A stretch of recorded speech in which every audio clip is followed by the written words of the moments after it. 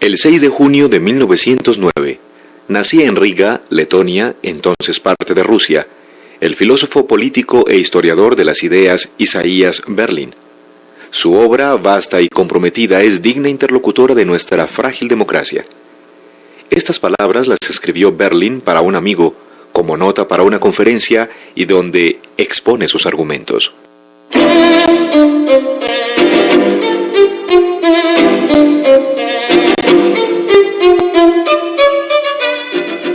Pocas cosas han hecho más daño que la creencia por parte de individuos o grupos, o tribus, o estados, o naciones, de que ellos, o él, o ella, son los únicos poseedores de la verdad, especialmente sobre cómo vivir, qué ser y hacer, y de que aquellos que difieren no solo están equivocados, sino que son perversos o locos, y que por ello deben ser reprimidos o dominados.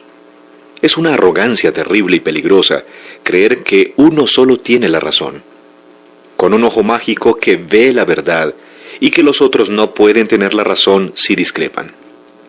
Esto le da a uno la certeza de que hay un solo objetivo para su nación o iglesia o toda la humanidad y que vale cualquier cantidad de sufrimiento, particularmente si es ajeno, si tan solo se consigue el objetivo, a través de un gran dolor rumbo al reino del amor, o algo así, dijo Robespierre. Y Hitler, Lenin, Stalin, y me atrevo a decir que los líderes de las guerras religiosas entre cristianos y musulmanes, o católicos y protestantes, sinceramente creían en esto, en que hay una sola y solo una respuesta a las preguntas centrales que han desvelado a la humanidad y que uno posee esa respuesta, o el líder de uno, no obstante el gran dolor. Pero de ahí no ha salido ningún reino del amor, ni podría haberlo hecho. Hay muchas maneras de vivir, de creer, de comportarse. El mero conocimiento que la historia, la antropología, la literatura, el arte y la ley proporcionan, deja claro que las diferencias entre culturas y temperamentos son tan profundas como las similitudes que nos hacen humanos, y que esta variedad no nos empobrece. Su conocimiento abre las ventanas de la mente y del alma, y hace más sabias, más agradables y más civilizadas a las personas. Su ausencia fomenta prejuicios irracionales, odios, la atroz eliminación de los herejes y de quienes son diferentes. Si las dos grandes guerras y los genocidios de Hitler no nos han enseñado eso, somos incurables.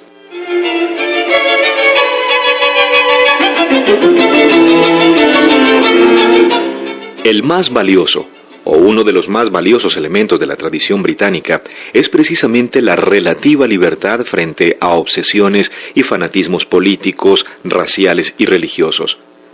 Transigir con gente con la que uno no simpatiza, o que definitivamente no entiende, es indispensable para cualquier sociedad decente. Nada es más destructivo que la feliz noción de la infalibilidad de uno, o de su nación, que le permite destruir a otros con la conciencia tranquila porque está haciendo el trabajo de Dios. Por ejemplo, los ayatolas, o la raza superior Hitler, o de la historia, Lenin, Stalin. La única cura es comprender cómo las otras sociedades viven, en el tiempo o en el espacio, y que es posible vivir vidas diferentes a la de uno, y al mismo tiempo ser completamente humano, merecedor de amor, respeto o al menos curiosidad. Jesús, Sócrates, Juan Hus de Bohemia, el gran químico Lavoisier, los liberales y socialistas, al igual que conservadores de Rusia, los judíos de Alemania, todos murieron por culpa de ideologías infalibles. La certeza intuitiva no es sustituto de un conocimiento empírico cuidadosamente probado, basado en la observación y experimentación y discusión libre entre hombres. Las primeras personas que los totalitaristas destruyen o silencian son los hombres de ideas y mentes libres.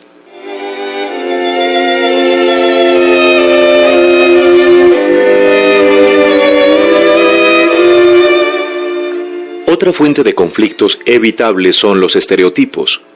Las tribus odian a las tribus vecinas por las que se sienten amenazadas, y luego racionalizan sus miedos representándolas como perversas o inferiores o absurdas o de alguna manera despreciables.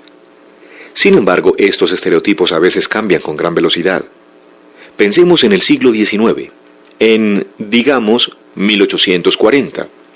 A los franceses se les ve como hombres valentones, galantes, inmorales y militarizados con bigotes retorcidos, peligrosos para las mujeres, capaces de invadir Inglaterra en venganza por Waterloo. Y los alemanes son provincianos bebedores de cerveza, bastante ridículos, musicales, llenos de metafísica mística, inofensivos y algo absurdos. Para 1871 los alemanes son ulanos devastando Francia, invitados por el terrible Bismarck, imponentes militares prusianos llenos de orgullo nacional, etc. Francia es una tierra pobre, oprimida, necesitada de la protección de todos los hombres buenos, o sea que su arte y su literatura sean destruidos por los terribles invasores. Los rusos en el siglo XIX son siervos oprimidos, eslavos místicos y semirreligiosos que cavilan oscuramente y escriben novelas profundas, una gran horda de cosacos fieles al zar que cantan con hermosura. En nuestros días todo esto ha cambiado drásticamente. Una población oprimida, sí, pero con tecnología, tanques, materialismo sin Dios, cruzadas contra el capitalismo, etc. Los ingleses son imperialistas despiadados, señoritos despóticos que ven el resto del mundo hacia abajo, desde sus largas narices, y de repente son decentes liberales empobrecidos, hijos de la asistencia y la seguridad social necesitados de aliados. Todos estos estereotipos son sustitutos del conocimiento real, que nunca está conformado de algo tan simple o permanente como la imagen particular y generalizada que se tiene de los extranjeros, y son estímulos de una insatisfacción y desdén nacional hacia las otras naciones. Son el puntal del nacionalismo.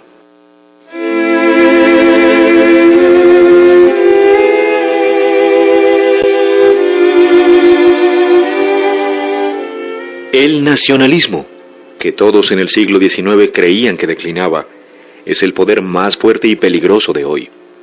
Suele ser el producto de una herida infligida por una nación al orgullo o territorio de otra.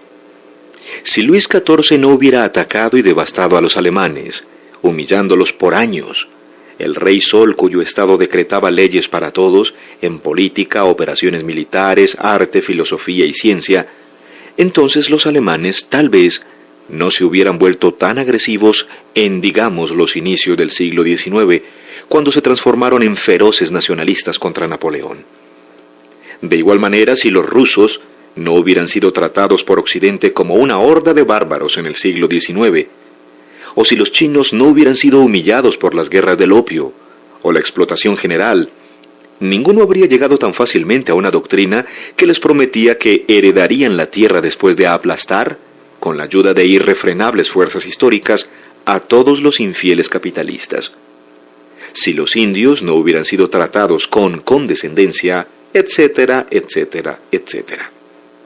Las conquistas, la esclavitud, el imperialismo, no solo se alimentan de la codicia y el deseo de gloria, tienen que justificarse a sí mismos por medio de una idea central: la cultura francesa como la única verdadera, el comunismo fardo del hombre blanco, y el estereotipo que ve a los otros como inferiores o perversos.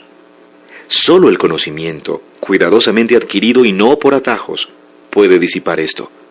Pero incluso, eso no puede disipar la agresividad humana o la aversión por lo diferente en piel, cultura, religión, en sí mismo. Aún así, la educación en historia, antropología, leyes, especialmente si son comparativas y no solamente del país de uno, como suelen ser, ayuda.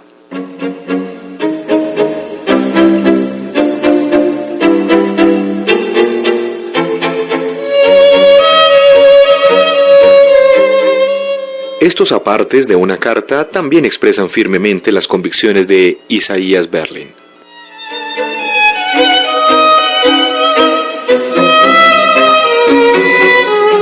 New College, Oxford, 13 de febrero de 1951. Querido George, he reaccionado injustamente a tu estupenda carta al tardar tanto en responderte. La recibí hacia fines de curso, cuando estaba de veras agotado de dar clases y poner exámenes y apenas si era capaz de asimilar nada, pero aún así me conmovió profundamente.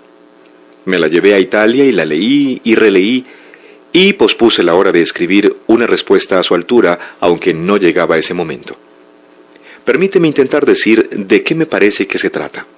Dices, y no te estoy citando, que todos los hombres tienen una debilidad, un talón de Aquiles, y que al explotarla se los puede convertir en héroes, mártires o harapos. Además, si estoy entendiendo bien, consideras que la civilización occidental descansa en el principio según el cual, independientemente de todo lo demás que estuviera permitido o prohibido, la acción nefanda que destruiría al mundo consistiría precisamente en esto: en corromper deliberadamente a los seres humanos al grado de hacerlos comportarse en forma tal que, de saber lo que están haciendo, o sus probables consecuencias, se retraerían con horror y asco.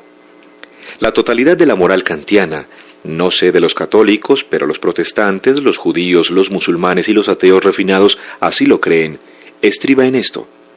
La misteriosa frase sobre los hombres como fines en sí mismos, de la que tanto se ha hablado, sin tratar de explicarla, parece consistir en que se supone que todo ser humano tiene la capacidad de elegir qué hacer y qué ser, por estrechos que sean los límites en que resida su opción, por restringida que esté a causa de circunstancias que queden fuera de su alcance, y que todo el amor y el respeto humanos dependen de la atribución de motivos conscientes en este sentido. Todas las categorías, los conceptos a partir de los cuales pensamos y actuamos recíprocamente, la bondad, la maldad, la integridad y la falta de la misma, y el hecho de atribuirle una dignidad u honor a los demás, y el reconocer que no debemos insultarnos ni explotarnos, el racimo entero de ideas como la honestidad, la pureza de motivos, el valor, el sentido de la verdad, la sensibilidad, la compasión, la justicia, y por otra parte la brutalidad, la falsedad, la perversidad, la insensibilidad, la falta de escrúpulos, la corrupción, la falta de sentimientos, el vacío. Todas estas nociones con las que pensamos en los demás y en nosotros mismos, a partir de las cuales se pondera la conducta y se adoptan los propósitos, todo esto carece de sentido a menos que consideremos a los seres humanos capaces de tratar de alcanzar sus objetivos por ellos mismos, a través de acciones liberadas de elección, lo que de por sí ennoblece la nobleza y sacraliza los sacrificios. Toda esa moral, que se destaca más en el siglo XIX, en particular durante el romanticismo, pero que está implícita en los textos cristianos y judíos, y mucho menos en el mundo pagano, descansa en el parecer de que es una maravilla en sí mismo cuando un hombre se opone al mundo, y se sacrifica por una idea sin ponderar sus consecuencias, aun cuando consideremos falso su ideal y catastrófico sus resultados. Admiramos la pureza de motivos como tal, y la consideramos maravillosa, o por lo menos impresionante, quizá digna de combatirse pero jamás desdeñable cuando alguien desecha la ventaja material, la reputación, etc., por dar testimonio de algo que considera verdadero, por equivocado y fanático que nos parezca. No estoy diciendo que adoremos la apasionada abnegación, o que prefiramos automáticamente un fanatismo desesperado a la moderación y el interés ilustrado, claro que no. Pero de todas formas nos parece muy conmovedora esa actitud, aunque su rumbo esté errado. La admiramos siempre más que el cálculo. Por lo menos entendemos la suerte de esplendor estético que todo desafío tiene para algunos. Carlyle, Nietzsche, Leontiev y en general los fascistas. Creemos que solo dan prestigio a su especie esos seres humanos que no se dejan arrastrar lejos por las fuerzas de la naturaleza o de la historia, ya sea en forma pasiva o regodeándose en su propia impotencia, e idealizamos solo a aquellos que tienen propósitos cuya responsabilidad asumen, por los que arriesgan algo y a veces todo. Vivir consciente y valerosamente por lo que consideran bueno, es decir, por lo que valga la pena vivir, y en este último caso, morir.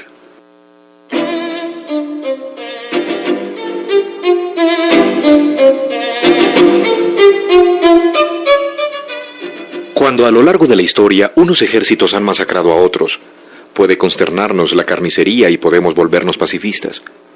Pero nuestro horror adquiere una nueva dimensión cuando nos enteramos de los niños, o incluso de los hombres y mujeres adultos, que los nazis cargaban en los trenes dirigidos a las cámaras de gas, diciéndoles que iban a emigrar a otro lugar más feliz. ¿Por qué este engaño, que en realidad puede haber hecho disminuir la angustia de las víctimas, nos despierta un tipo de horror inexpresable? Me refiero al espectáculo de las víctimas avanzando en una feliz ignorancia de su destino entre las sonrisas de sus torturadores. Sin duda porque no podemos soportar el pensamiento de que a los seres humanos se les nieguen sus últimos derechos. Conocer la verdad, actuar por lo menos con la libertad del condenado, poder afrontar su destrucción con miedo o con valor, según el temperamento de cada quien, pero por lo menos como seres humanos, armados con la fuerza de la opción. Es negar a los seres humanos la posibilidad de escoger, someterlos al propio poder, torcerlos así y asá y según el capricho de uno.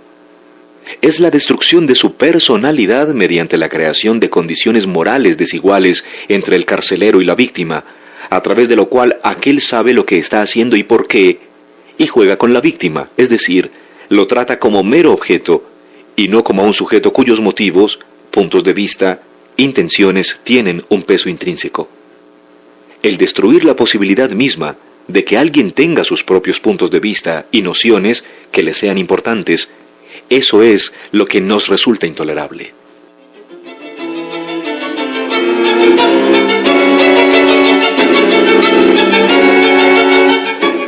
Al quebrarse el deseo de elegir, los hombres pierden todo valor moral y sus acciones pierden todo significado, desde el punto de vista del bien y el mal, ante sus propios ojos. A eso nos referimos al hablar de destruir el respeto de las personas por sí mismas, al convertirlas, como dices, en harapos. Este es el horror último, porque en semejante situación no quedan motivos que valgan la pena. No vale la pena hacer nada ni evitarlo, las razones de existir se han esfumado. Admiramos a Don Quijote, sí lo admiramos, porque tiene un deseo desinteresado en hacer lo que está bien, y es patético porque está loco, y sus esfuerzos son ridículos. Para Hegel y para Marx, Don Quijote no solo es absurdo, sino inmoral. La moralidad consiste en hacer lo bueno.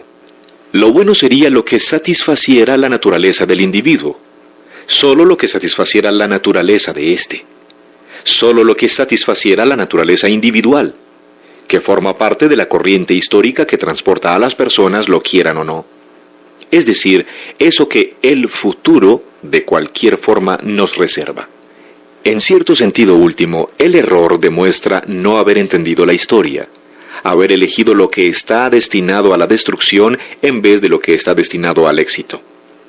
Esta doctrina de que la moral y el bien son lo que tiene éxito y el error no solo es desafortunado sino malvado, está en la esencia de todo lo más horrendo tanto del utilitarismo como del historicismo del tipo hegeliano marxista.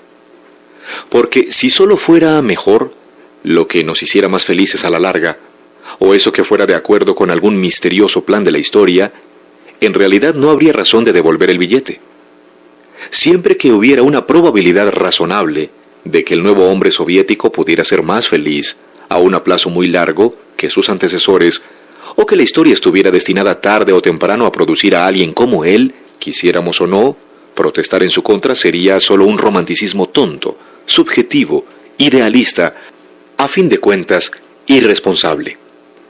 Cuando mucho sostendríamos que los rusos se habían equivocado en la práctica y que el método soviético no era el mejor para producir el tipo conveniente o inevitable de hombre.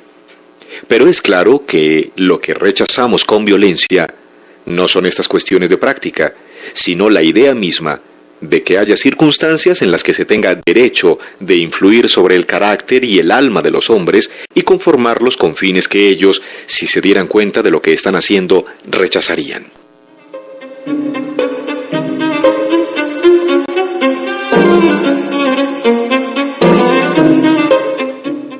Dices que los hombres que socavan así la vida de otros hombres terminarán socavando la suya propia, y que todo el sistema del mal está por lo tanto destinado a derrumbarse. A la larga, estoy seguro de que tienes razón, porque el cinismo descarado, la explotación de otros a cargo de hombres que evitan que los exploten, es una actitud difícil de sostener para los seres humanos por mucho tiempo. Requiere mucha disciplina y una pasmosa presión en un clima de tanto odio recíproco y desconfianza que no puede durar, porque no existe la intensidad moral suficiente o el fanatismo general para mantenerlo en pie. Pero de todas formas, puede pasar mucho tiempo antes de que termine, Y no creo que la fuerza corrosiva del interior avance a la velocidad que quizás tú, con más esperanzas, anticipas. Creo que hay que evitar ser marxistas, al revés. Marx y Hegel observaron la corrosión económica durante sus vidas, de modo que la revolución parecía siempre estar a la vuelta de la esquina. Murieron sin verla, y quizá hubieran pasado siglos si Lenin no le hubiera dado a la historia una brusca sacudida. Sin esta, ¿las fuerzas morales bastan para enterrar a los sepultureros soviéticos? Lo dudo. Pero que al final el gusano los devoraría, no lo dudo más que tú. Sin embargo, mientras tú dices que se trata de un mal aislado, una plaga monstruosa que ha caído sobre nosotros, que no tiene relación con lo que pasa en el resto del mundo, yo no puedo dejar de verlo como una forma extrema y distorsionada, pero demasiado común, de cierta actitud general de la que no están exentos nuestros países.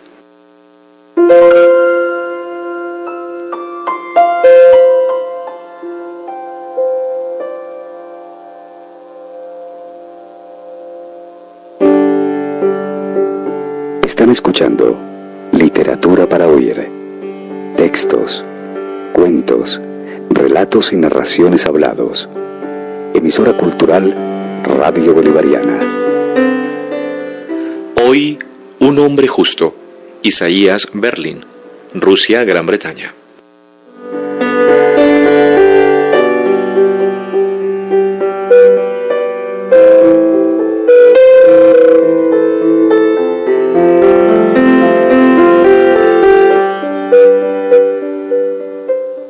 El escritor peruano Mario Vargas Llosa, alumno intelectual de Isaías Berlin, le rinde un sentido homenaje.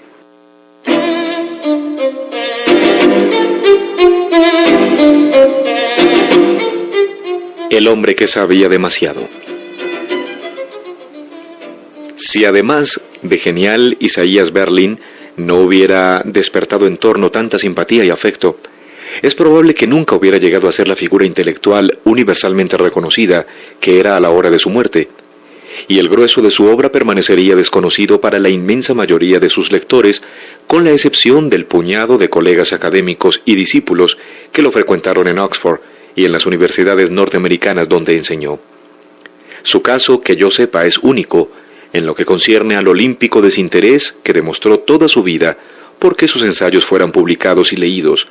Creía muy sinceramente que no valían tanto como para merecer ese honor, y también en su decisión de no escribir su autobiografía ni llevar un diario, como si la imagen que pudiera llegar de él a la posteridad lo tuviera sin el menor cuidado. Después de mí, el diluvio, le gustaba decir. Los que no pasamos por sus aulas y sin embargo nos sentimos sus alumnos, nunca agradeceremos lo bastante a Henry Hardy, el estudiante de posgrado de filosofía de Wolfson College, que Isaías Berlin fundó y dirigió en Oxford entre 1966 y 1975, que en 1974 propuso a su maestro coleccionar, editar o reeditar sus escritos.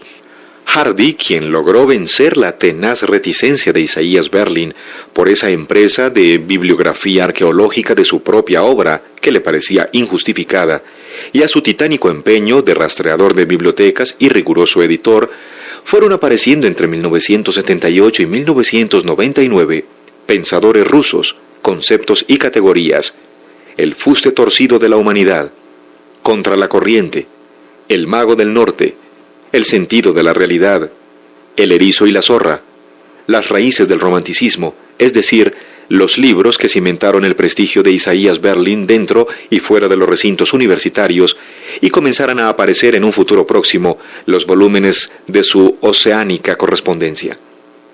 Sin la devoción y la tenacidad de Henry Hardy, el maestro del pensamiento liberal que hoy conocemos no existiría.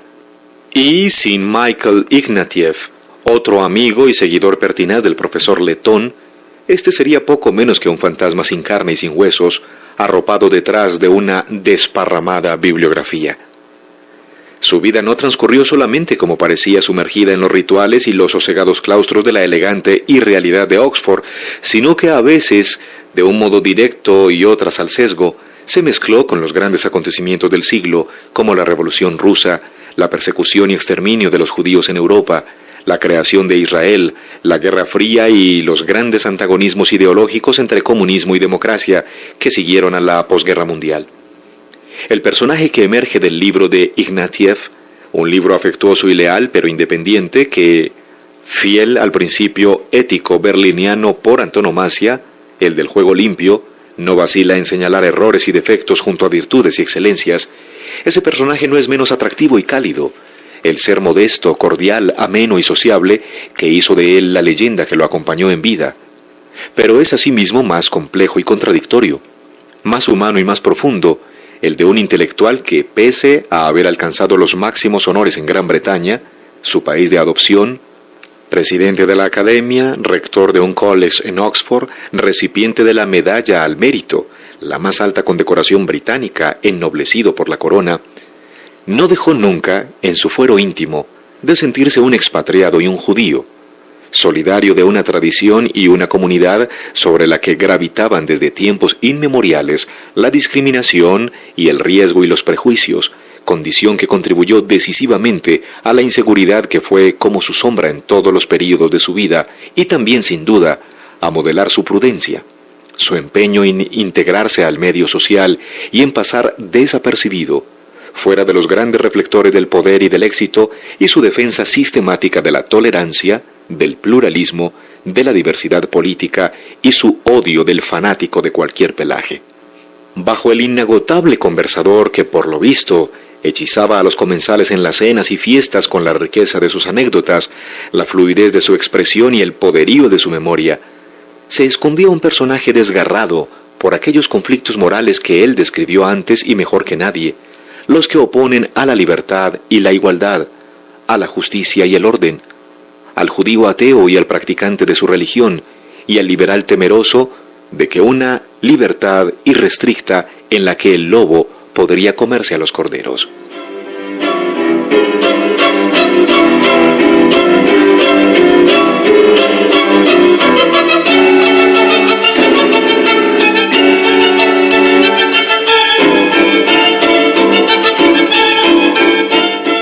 La Segunda Guerra Mundial cambió radicalmente el horizonte privado de Isaías Berlin.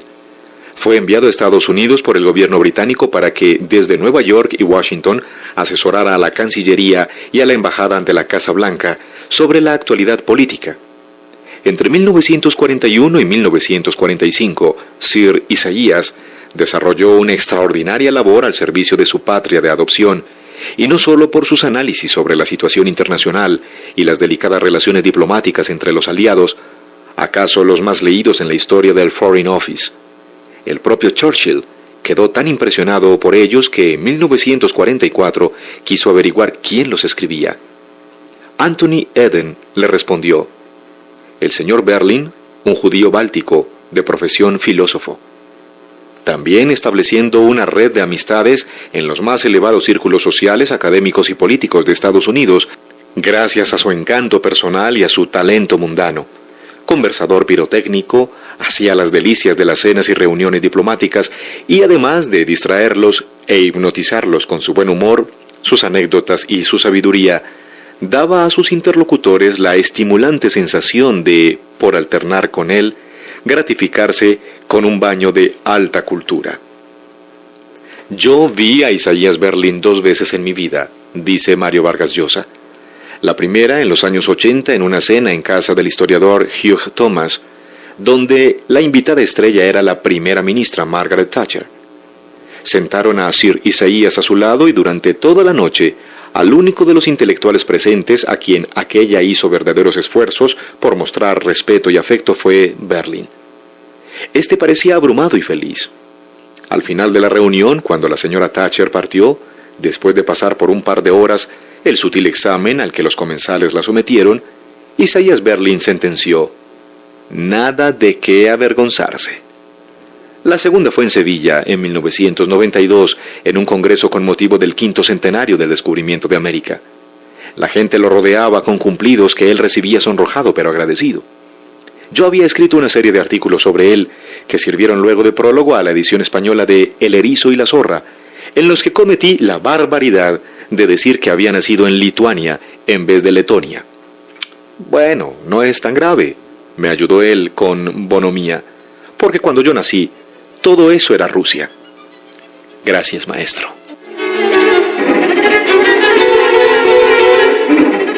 Hoy, en Literatura para Oír, un homenaje a un hombre justo. 2 cartas de Isaías Berlin y un comentario de Mario Vargas Llosa.